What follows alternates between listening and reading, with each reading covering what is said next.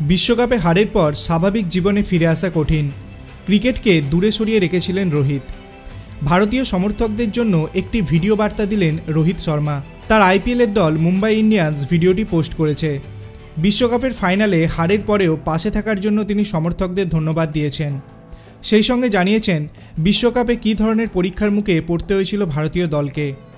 বিশ্বকাপের টানা 10টি ম্যাচ জিতে ফাইনালে উঠেছিল ভারত, কিন্তু অস্ট্রেলিয়ার বিরুদ্ধে ফাইনালটাই হেরে যান রোহিতরা। তারপর কথা বলার মতো অবস্থা ছিল না রোহিতের।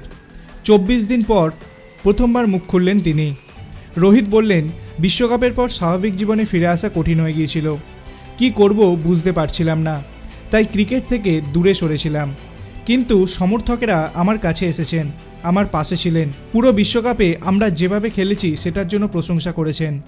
খারাপ লাগছিল সমর্থকদের জন্য, ওরা সব সময় পাশে ছিল, স্বপ্ন দেখেছিল আমরা বিশ্বকাপ জিতব। রোহিত আরও বলেন, বিশ্বকাপের সময় আমরা যেখানে গিয়েছি সকলে সমর্থন করেছেন। মাঠে যারা এসেছেন, বাড়িতে বসে যারা দেখছেন, সকলে আমাদের পাশে ছিলেন।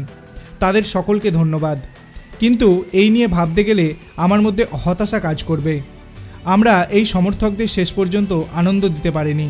রোহিত জানিয়েছেন যে তারা প্রতিটি ম্যাচে মাঠে নেমেছিলেন গোটা দেশের প্রত্যাশা নিয়ে। রোহিত বলেন, ক্রিকেটারদের ওপর কী ধরনের চাপ থাকে সেটা সমর্থকদেরও বুঝতে হয়। আমরা খুবই ভাগ্যবান যে এমন হারের পরেও সমর্থকের রাগ ক্ষোভ কোনো কিছুই দেখায়নি, বরং ভালোবাসা জানিয়েছেন। খুব ভালো লেগেছে এটা দেখে। আমরা আবার নতুনভাবে শুরু করব, আবার পুরস্কার জয়ের জন্যও ঝাঁপাবো। এবারের বিশ্বকাপ রোহিতের কাছে বড় প্রতিযোগিতা ছিল।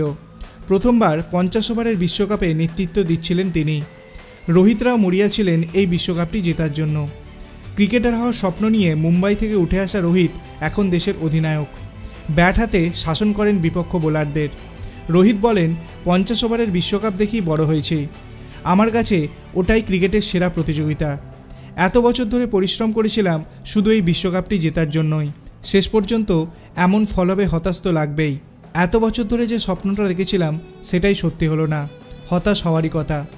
আপনাদের কি মনে হয়, বিশ্বকাপের প্রতিটি খেলায় ভারতীয় দল কি তাদের সম্পূর্ণটা দিয়ে খেলেছে? আপনার অভিমত আপনি কমেন্ট সেকশনে জানাতে পারেন। ভিডিওটি ভালো লাগলে লাইক করবেন, চ্যানেলটিকে সাবস্ক্রাইব করতে ভুলবেন না। ধন্যবাদ।